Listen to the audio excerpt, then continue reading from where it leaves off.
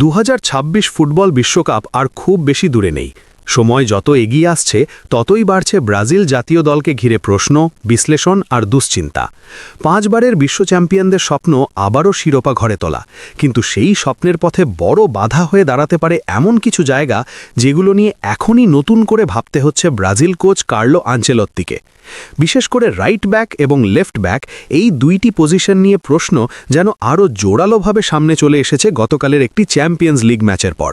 কারণ গতকাল মাঠে বসে নয়, গ্যালারিতে বসেই কার্লো আনচেলত্তি খুব কাছ থেকে দেখেছেন ব্রাজিলের সম্ভাব্য দুই ফুলব্যাকের বাস্তব চিত্র। রিয়াল মাদ্রিদ বনাম মোনাকোর সেই ম্যাচে মোনাকোর জার্সিতে রাইট ব্যাকে খেলেছেন ভেন্ডারসন, আর লেফট ব্যাকে ছিলেন কায়ো হেনরিক। দুজনেই বর্তমান ব্রাজিল জাতীয় দলের গুরুত্বপূর্ণ অপশন। কিন্তু বড় দলের বিপক্ষে, বিশেষ করে রিয়াল মাদ্রিদের মতো আক্রমণাত্মক ও গতিময় একটি দলের সামনে তাদের পারফরম্যান্স কার্লো আনচেলত্তির জন্য ছিল যথেষ্ট হতাশাজনক। ম্যাচ জুড়ে ভেন্ডারসন একের পর এক ভুল করেছেন।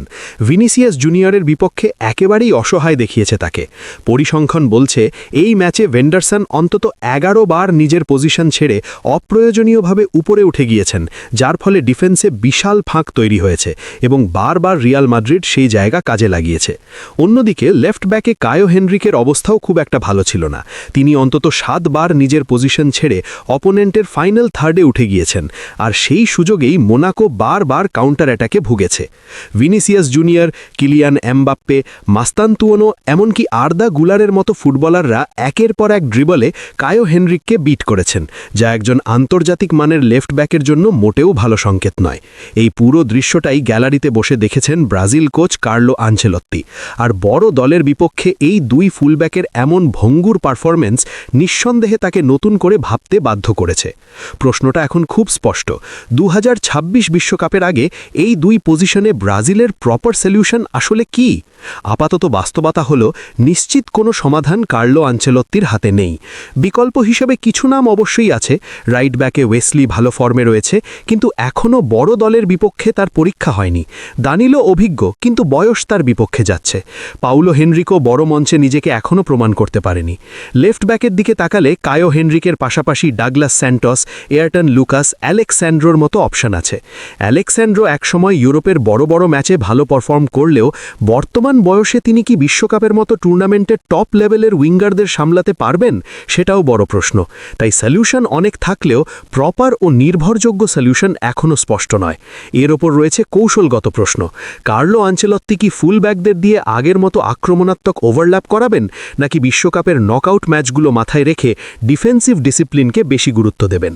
কারণ বিশ্বকাপ নকআউট স্টেজ মানেই বড় দলের মুখোমুখি হওয়া। রাউন্ড অফ 16 হোক বা কোয়ার্টার ফাইনাল, সেমিফাইনাল কিংবা ফাইনাল, প্রতিটা ধাপেই ইউরোপের পাওয়ার হাউস দলগুলোর সঙ্গে খেলতে হতে পারে। ধরুন ব্রাজিল যদি স্পেনের মুখোমুখি হয়, তাহলে লামিনে ইয়ামালকে থামানোর মতো লেফট ব্যাক কি এই মুহূর্তে ব্রাজিলের আছে? আবার রাইট ব্যাকে ভেন্ডারসন কি নিকো উইলিয়ামসের গতির সঙ্গে পাল্লা দিতে পারবে?